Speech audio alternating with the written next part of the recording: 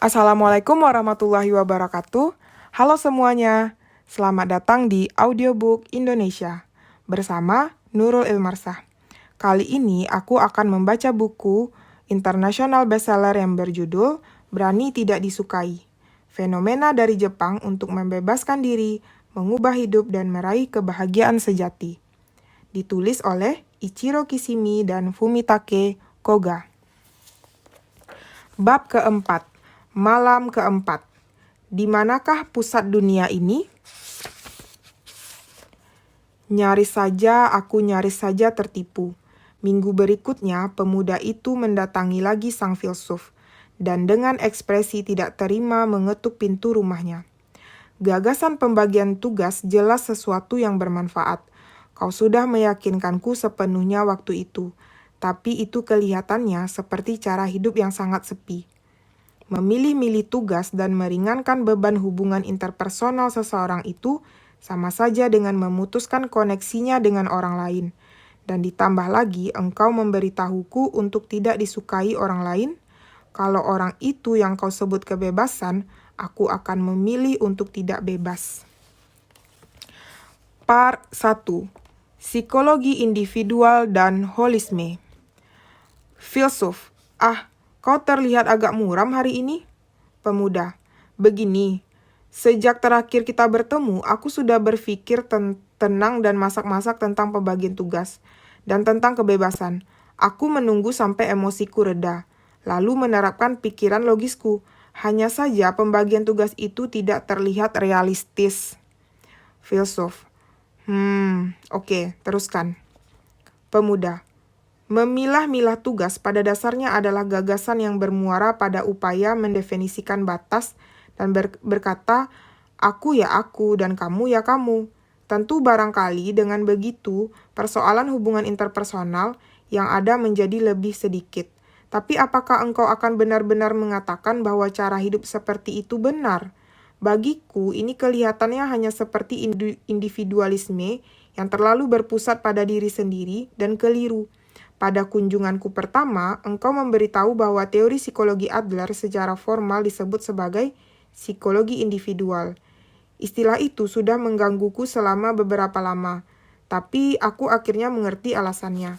Apa yang kau sebut teori psikologi Adler atau teori psikologi individual pada dasarnya adalah studi tentang individualisme yang mengarahkan orang-orang pada isolasi. Filsuf, benar, kalau dikatakan bahwa istilah teori psikologi individual yang diciptakan oleh Adler mengandung aspek-aspek khusus yang bisa mengundang kesalahpahaman. Aku akan menjelaskan yang kumaksud sekarang. Pertama-tama, secara etimologis, kata individu memiliki arti tidak bisa dibagi. Pemuda, tidak bisa dibagi? Filsuf, ya, dengan kata lain, unit terkecil yang mungkin ada dan karenanya tidak bisa lagi dibagi-bagi lebih jauh. Sekarang apa persisnya yang tidak bisa dibagi ini?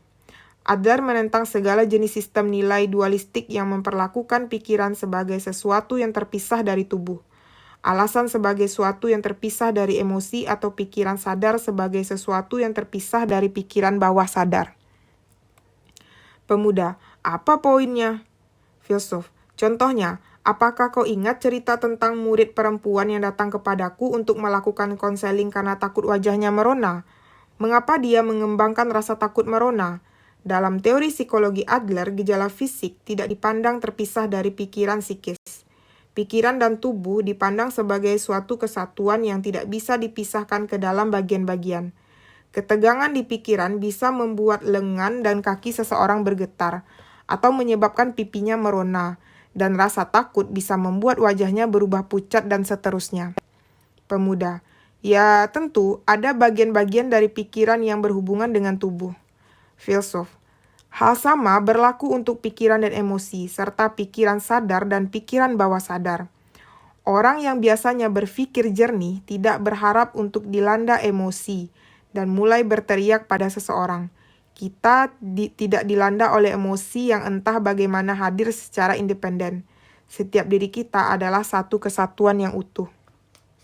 Pemuda, Tidak, itu tidak benar. Justru karena kita memiliki kemampuan untuk memiliki pikiran dan tubuh, alasan dan emosi dan pikiran sadar dan tidak sadar sebagai sesuatu yang jelas terpisah dari satu sama lain, itulah kita bisa memperoleh pemahaman yang benar tentang orang.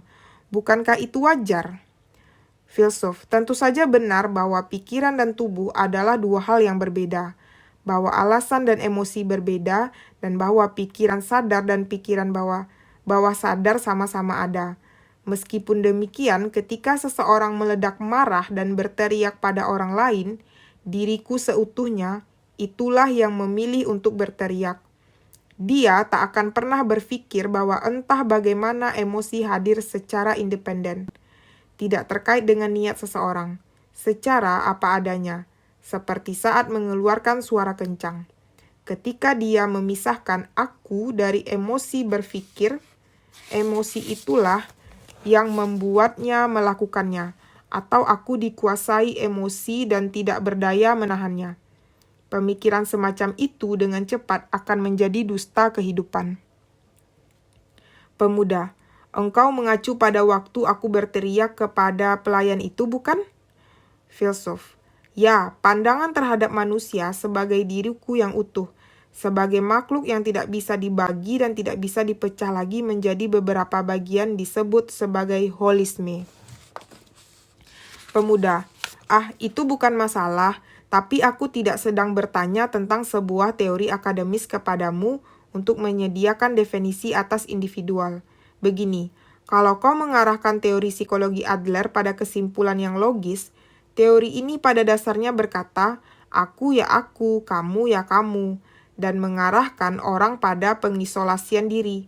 Teori ini menyatakan aku tidak akan mencampuri urusanmu, jadi jangan campuri urusanku juga. Dan kita berdua dapat melanjutkan hidup sesuka kita. Tolong beritahukan padaku tanpa berbelit-belit bagaimana pengertianmu tentang poin tersebut. Filsuf, baiklah, semua persoalan adalah tentang hubungan interpersonal. Engkau mengerti prinsip dasar teori psikologi Adler ini, benar? Pemuda, ya aku mengerti. Gagasan tentang non-interferensi dalam hubungan interpersonal yaitu pembagian tugas.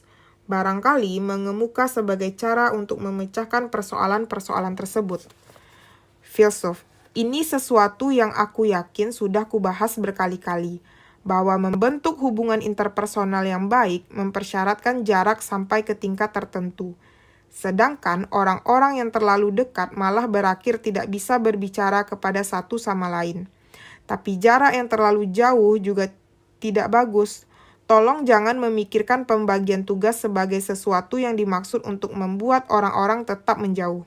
Sebaliknya, lihatlah ini sebagai cara pikir yang bisa mengurai benang kusut dalam hubungan interpersonal seseorang. Pemuda, untuk mengurai benang kusut? Filsuf, tepat. Sekarang benangmu dan benang orang lain terjerat dalam kekusutan dan membingungkan, dan engkau sedang melihat dunia ini dalam kondisi tersebut. Merah, biru, coklat, dan hijau. Semua warna itu bercampur jadi satu. Engkau menganggapnya sebagai koneksi, tapi itu bukan koneksi. Pemuda, jadi kalau begitu, menurutmu apa koneksi itu? Filsuf, sebelumnya aku bicara tentang pembagian tugas sebagai resep untuk memecahkan persoalan hubungan interpersonal. Tapi hubungan interpersonal bukanlah sesuatu yang terputus hanya karena seseorang telah membagi-bagi tugasnya. Pembagian tugas sebenarnya adalah titik awal bagi suatu hubungan interpersonal. Hari ini kita akan mendiskusikan lebih dalam untuk bisa menjawab bagaimana teori psikologi Adler memandang hubungan interpersonal secara keseluruhan dan mempertimbangkan jenis hubungan yang seharusnya kita bentuk dengan orang lain.